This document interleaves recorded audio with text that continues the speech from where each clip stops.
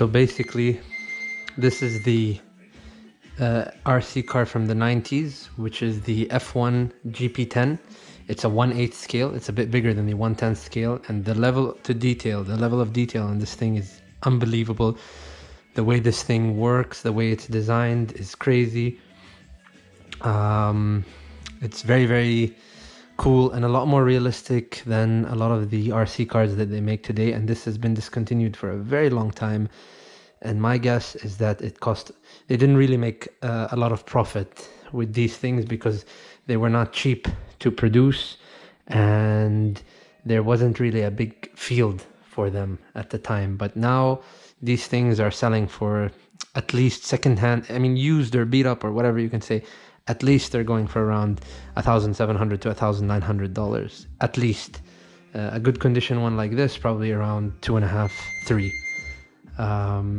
Yeah, so a little details that make this car insane is, again, this is an RC car from the 90s and it drives brilliantly. The front is actual pushrod suspension over here, and the design of this is almost identical to the actual F1 car of the 90s. This one is the Marlboro Ferrari, number 28 for Jonah Lacey.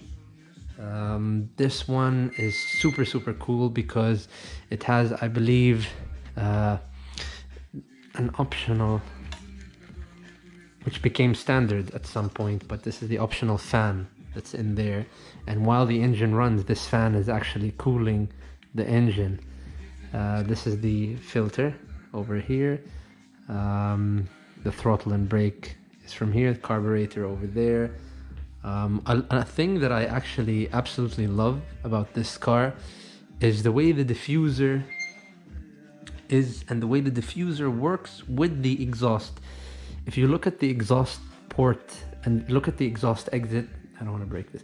If you look at the exhaust exit in a real F1 car, you'll find that it's exactly under the diffuser.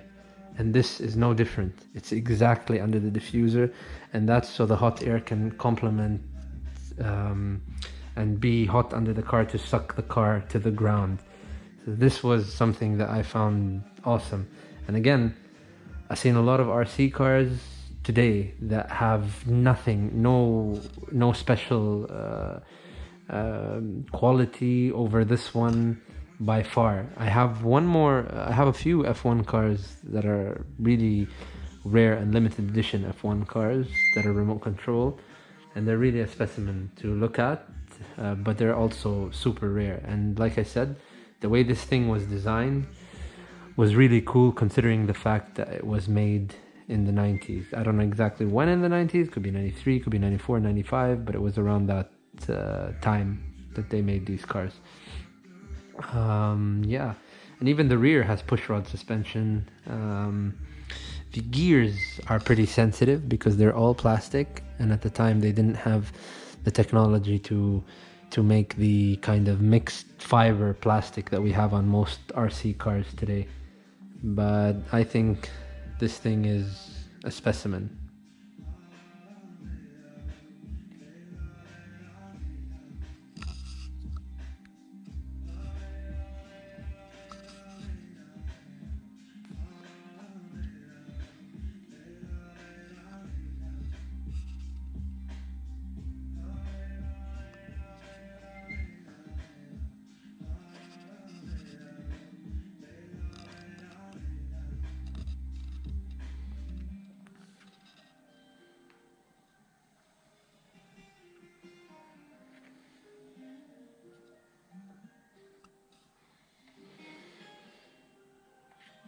When it runs, it sounds great too. I don't know what it is with these old RC Nitro engines, but they just sound so good. Putting it on is a bit complicated to make sure.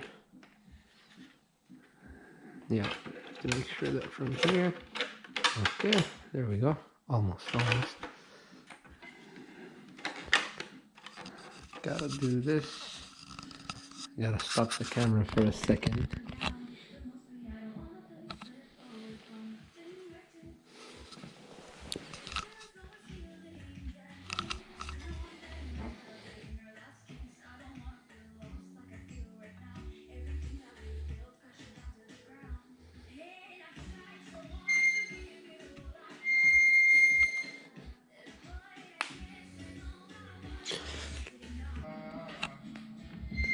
This thing is incredible.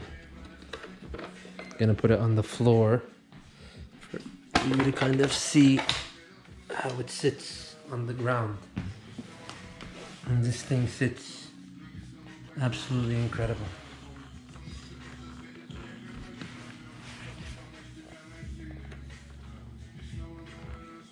Yeah, this thing is seriously amazing.